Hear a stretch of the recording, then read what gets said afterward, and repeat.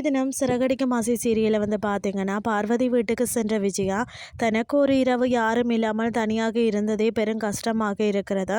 நீ இத்தனை நாட்களாக எப்படி தனியா இருந்தாய்?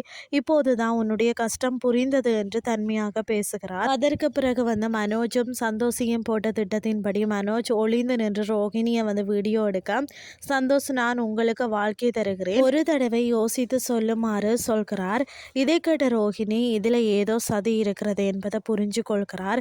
இதனால் அங்கிருந்து சென்றுவிட்ட மனோஜும் சந்தோஷியும் இதை வைத்து எப்படியாவது வழக்க வென்று விடலாம் என்று திட்டம் போடுகிறார்கள். இன்னொரு பக்கம் பார்த்தீங்கன்னா, மீனாவின் பூக்கடைக்கு உள்ள அப்பார்ட்மெண்ட்டில் மனநிலை பாதிக்கப்பட்ட ஒருவர், அதாவது கத்தியை வச்சு தன்னை காயப்படுத்த முயன்ற போதும் மீனா அவர் மீது பூக்களை கொட்டி காப்பாற்றுகிறார். இறுதியில் மீனா எல்லோருக்குமே சமைத்து வீட்டில் இருந்து அனுப்பிவிட, விஜயா அவளுடைய சாப்பாடு எங்களுக்கு வேண்டாம் என்று மனோஜையும் சாப்பிட விடாமல் பண்ணுகிறார்.